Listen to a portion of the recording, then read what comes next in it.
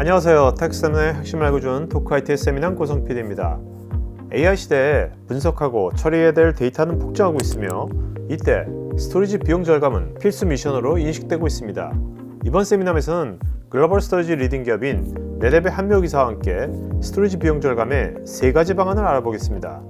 QLC SSD 사용, SAN, NAS, 오브젝트 스토리지를 통합, 그리고 콜드 데이터를 오브젝트 스토리지로 자동 티어링하는 3가지 방안입니다. 데이터가 저장되는 미디어 타입이 하드디스크에서 SSD, 플래시로 넘어간 거는 이미 모든 부분들이 그렇죠. 다 인지를 하고 계실 텐데요. 저희 스토리지 회사의 매출을 본다 하더라도 어떤 하드디스크 혹은 SSD랑 하드디스크를 섞은 하이브리드 형태, 왼쪽에 보는 매출 규모보다 오른쪽에 SSD만 장착한 올플래시 스토리지의 매출 규모가 더 커진 지가 벌써 몇 년이 지났습니다. 네. 이렇게 SSD를 선호를 하시는데 최근에 비용적인 부담도 늘어나고 또 데이터가 너무 팽창을 하다 보니까 너무 부담이 되는 거예요. 그래서 이에 대해서 새로운 대안으로 떠오르고 있는 미디어가 있습니다. 바로 QLC라고 하는 SSD입니다. SSD는 SSD인데 네. QLC 타입이라는 거고요. 그에 대해서 조금 더 말씀을 드려보면 SSD의 역사가 있어요. SSD가 SLC, MLC, TLC를 거쳐서 이제 QLC가 막 대중적으로 상용화되고 있는 과정 가운데 있고요. 아마 시중에 나와 있는 대부분의 SSD는 다 세 번째 있는 TLC일 겁니다. SLC나 MLC는 이제는 사용하지 않아요. 네네.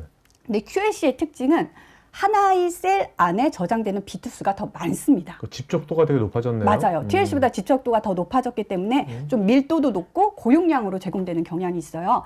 저희 넷앱에서 제공하는 용량을 보더라도 TLC 타입의 경우에는 960기가부터 30.6테라까지 좀 작은 사이즈부터 다양하게 제공이 된다고 한다면 QLC 스토리지는 15.3테라, 30.7테라, 61점 조금 고용량이죠. 그리고 차세의 다음번에는 한 128테라 이렇게 더 큰 사이즈로 나올 것 같아요. 이렇게 QLC는 고용량으로 제공이 되고 있기 때문에 용량당 가격이 저렴하다. 아, 네. 즉 TLC 스토리지보다 QLC 스토리지가 더 저렴하다라고 말씀드릴 수가 있어서 조금 비용 절감에 도움이 되기 때문에 제가 소개해 드리는 거고요. 근데 QLC 스토리지 하면 또 그런 걱정하시는 부분들이 있어요. 그러면 TLC 스토리지보다 성능이 나쁘지 않나요? 수명이 더 짧지 않나요? 네네. 그런 얘기들 하시는데 TLC보다 성능은 약간 떨어지고 수명도 약간 더 짧습니다. 그건 사실이지만 아주 미션 크리티컬한 업무가 아니라고 한다면 다 운영하시는데 전혀 문제가 없으세요. 그리고 이제 저희 회사 같은 경우는 SSD 쓰시다가 수명이 다 했다라고 하면 온라인 중에 무상으로 다 교체해드리거든요. 그러니까 그런 걱정 없이 QLC 쓰셔도 된다라고 조금 제가 말씀을 드려보고 싶고요. QLC가 나온 지는 언제 좀 나왔나요, 저게? 나온 지는 수년이 됐지만 네. 이제 아, 엔터프라이즈 스토리지 시장에서 막 확산되기 시작한 거는 최근 1, 2년 정도로 네. 보시면 됩니다. QLC 스토리가 비용적으로 좋은 점은 또 상면이나 전력 비용도 절감을 할 수가 있어요. 여기 예시로 나와 있는 그림인데요. 왼쪽에 보시면 1.2테라짜리 사스 하드 디스크를 한 7,000개 이상 꼽는 거예요. 그러면 제공할 수 있는 용량과 QLC 드라이브 61.4테라짜리 24개만 꽂아서 제공할 수 있는 유저블 이펙티브 용량이 동일합니다. 네. 즉 이만큼 데이스타스에다 이만큼 차지하는 거를 2U로 바꿀 수가 있다는 거거든요. 그렇게 되면 렉스페이스 공간이 99%가 줄어들고요. 전략 소비량은 96%가 절감이 됩니다. 요새 산업용 전기 요금이 굉장히 급등해가지고. 맞아요. 그렇기 때문에 QLC 스토리지의 가격도 합리적이지만 이런 부분까지 고려를 하면은 상당히 메리트가 있거든요. 파일 스토리지하고 오브젝트 스토리지하고 그다음에 블록 스토리지를 네. 다 하나의 스토리지 다 넣을 수 있다? 네, 맞습니다. 그래서 예를 들면 스토리지 한 대만 구매하시는 거죠. 네. 그렇게 해서 나눠서 쓰는 겁니다. 쪼개서 일부는 센 용도로, 블록으로? 일부는 나스 용도로, 나스 용도로, 일부는 파일. 오브젝트 용도로 이렇게 쓰시게 되면 아마 특히나 소규모로 시작하는 그런 기업들에게는 상당히 좋은 솔루션이 될 수 있다고 생각이 됩니다. 아무래도 기존의 대기업들은 네. 이미 이제 센이 다 돼 있으니까 네. 그런데 센을 별도로 계속 하면서 네, 맞아요. 기존 나스하고 이제 오브젝트는 같이 융합해서 쓸 수도 있겠네요. 네, 그렇게. 있습니다. 초반에는 부담 없이 이제 구성을 하셨다가 나중에 확장이 되면은 스케일 아웃으로 스토리지를 늘리면서 필요한 공간에 더 용량을 추가를 해서 할당하는 방식으로 쓰시면은 되게 비용을 절감하면서 쓰실 수 있다라는 말씀을 드리고 싶고요. 어떤 어플리케이션 같은 경우는 오브젝트를 쓰는 게 더 유리한 것들이 있거든요. 근데 기업은 나스는 다 가지고 있잖아요. 그럴 때 오브젝트로 어떤 특히나 머신러닝이나 아니면 뭐 OCR 같은 분야에서 쓰려고 한다면 이 나스에 있는 데이터를 오브젝트로 카피를 떠야 돼요. 네네. 그렇게 되면 카피하는데 시간도 오래 걸리고 용량도 2배가 필요한 거가 되는 거죠.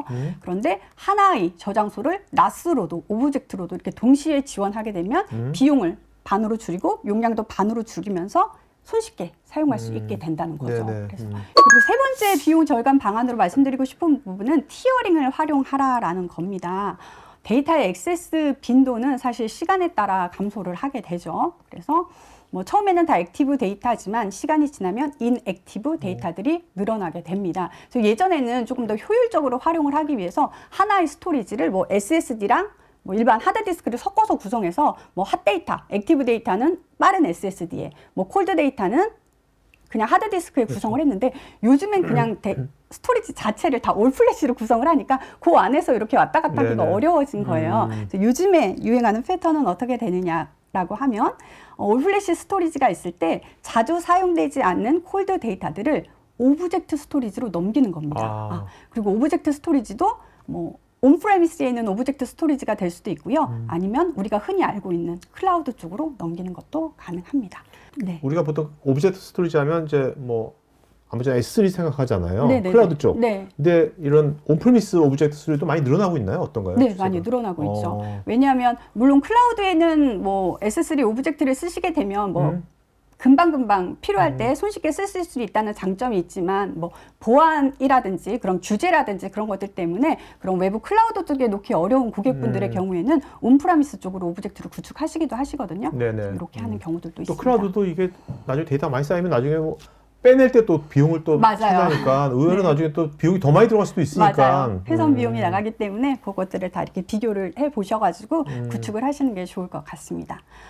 그리고 또 이렇게 넘어갔을 때의 좋은 점은 이쪽 클라이언트 땅에서는 이게 클라우드 오브젝트로 넘어갔는지 아니면은 이쪽에 있는지 신경을 전혀 안 쓰셔도 돼요. 오케이. 예, 알아서 자동으로 넘기고 자동으로 가져오고 넘기고. 하기 때문에 이런 티어링 기능도 잘 활용하시면 비용 효율적으로 운영하실 수가 있습니다. 티어링이니까 예전에는 SSD하고 하드디스크였는데 조합이 네. 지금은 이제 완전히 SSD하고 이런 이제 오브젝트 스토리지 네. 이렇게 나눈 거네. 네, 나눠지네. 맞습니다. 요즘에는 유행이 이렇게 바뀌어가고 있다고 말씀을 드려요.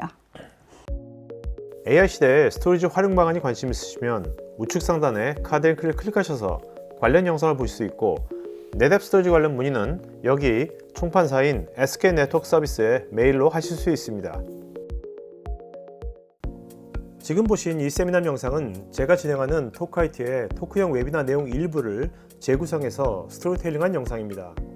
여러분 회사의 솔루션이나 신기술에 대한 자연스러운 토크형 웨비나를 진행하면서 지금 보신 세미나 같은 영상을 제작하는 것에 관심 있으신 분은 우측 상단에 카드 링크를 클릭하시면 관련 서비스 내용을 보실 수 있고 여기 전화나 메일로 문의 주시면 친절하게 상담해 드리겠습니다. 테크 전문 채널 토크IT에서는 데이터 저장, 분석, 보호 관련 다양한 전문가들과 언제든지 상담하고 소통할 수 있는 구해줘 데이터란 공간이 있습니다. 구글에서 한글로 토크IT 치시거나 우측 상단에 링크를 클릭하시면 됩니다. 여러분의 좋아요와 구독은 컨텐츠 제작에 큰 힘이 됩니다.